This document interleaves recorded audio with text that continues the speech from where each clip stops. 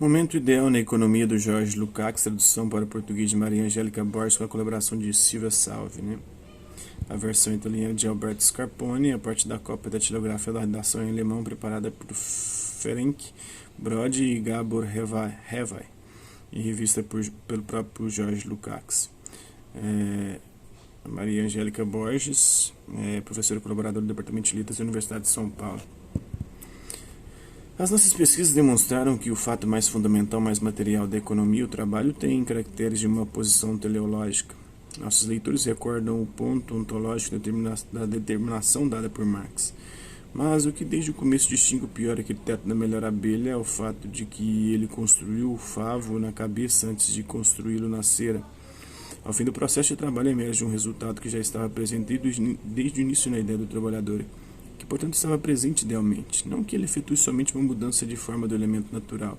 Ele realiza no elemento natural, ao mesmo tempo, sua própria finalidade, por ele bem conhecida, que determina como lei o seu modo de operar e a qual deve subordinar a sua vontade. Significa claramente que no trabalho, e o trabalho não é somente o fundamento, o fenômeno basilar de cada praxis econômica, mas também, como sabemos, o modelo geral da sua estrutura dinâmica, a posição teleológica produzida na consciência, isto é, o momento ideal deve preceder a realização material. É verdade que isso acontece no quadro de um complexo real e inseparável do ponto de vista ontológico. Não se trata de dois atos autônomos, um ideal e outro material, que de alguma maneira se interligam, não obstante esta ligação mantém a própria estrutura de cada um deles. Ao contrário, a possibilidade da união de cada um dos dois atos, isoláveis apenas no pensamento, é vinculada à necessidade ontológica do ser do outro, isto é, no ato da posição teleológica, somente por meio da real efetivação da sua realização material. Torna-se um verdadeiro ato teleológico. Sem isso, torna-se um mero estado psicológico, uma imaginação, um desejo que tem com a realidade material no máximo a relação de espelhamento. E, por outro lado, a específica corrente causal, que é movida teleologicamente e na qual consiste a parte material do trabalho. Não pode produzir-se por si mesma a partir da causalidade produzida em si no ser natural. Não obstante, nela operem exclusivamente momentos causais naturais, essência em si, as leis da natureza, por exemplo, nunca produziram uma roda. Ainda que os caracteres e as funções dessa sejam totalmente reconduzíveis às leis da natureza. Se é verdade, então, que na análise do trabalho, os atos que o constituem podem ser considerados teoricamente, podem ser examinados na sua separação, todavia, ontologicamente, eles adquirem o seu verdadeiro ser enquanto componentes do complexo concreto representado pelo trabalho. Disso deriva também que a contraposição ontológico gnoseológica entre teleologia e causalidade, como dois momentos elementos do ser, do ponto de vista ontológico, não tem sentido. A causalidade pode existir e operar sem teleologia, enquanto que esta pode assumir ser real apenas no jogo agora indicado com a causalidade, somente como momento de tal complexo presente só no ser social. Antes de examinar este caráter teleológico como a todos os atos e complexos econômicos, temos que ver brevemente quais foram até agora intencionalmente as concepções gerais dos marxistas, embora sem testar tampouco uma reconstrução histórica, não essencial aqui. Na sua prática, tem predominado em geral um certo dualismo metódico, no qual o campo da economia foi representado como subordinado a uma legalidade, necessidade, interpretado em termos mais ou menos mecanicistas, enquanto que aquele da superestrutura da ideologia resultava o único setor no qual apareciam as forças motrizes ideais, muito frequentemente vistas em termos psicológicos. Isso é claríssimo em Plekhanov, que está no Capital de Marx, né?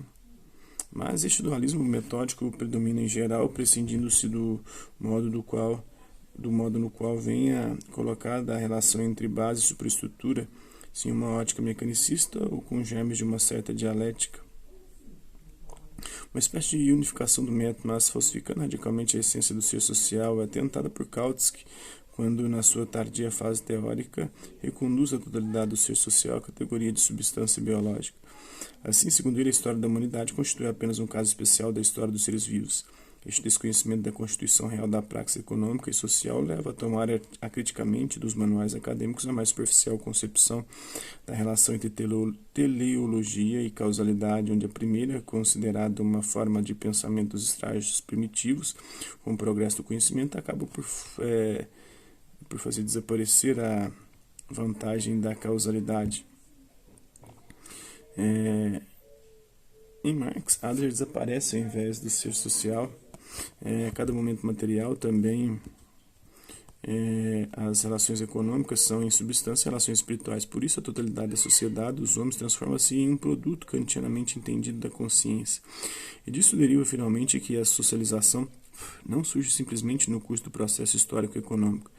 A socialização já é dada na consciência individual, e com ela e por esse meio torna-se o pressuposto de todas as ligações históricas de uma maioria de sujeitos singulares. Está em Adler, né?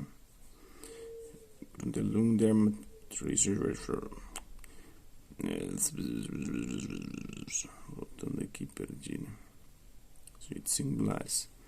Por fim, a economia política e a teoria da sociedade stalinista operam em parte com categorias idealístico-subjetivistas, voluntaristas, onde a subjetividade social apresenta-se definitivamente como um resultado das resoluções do partido, em parte quando a pressão dos fatos obriga o reconhecimento de alguma maneira da validade objetiva da teoria do valor. Opera-se com o dualismo da necessidade entre a posição mecânico-materialista e a das decisões voluntárias ou voluntaristas. Em cada caso, todas as teorias não souberam explicar nem a unidade dinâmica estrutural e a peculiaridade do ser social, nem as diferenças e contradições que se verificam em tal esfera. Nossa Senhora, que texto horroroso de ler. Hasta la vista, até a próxima.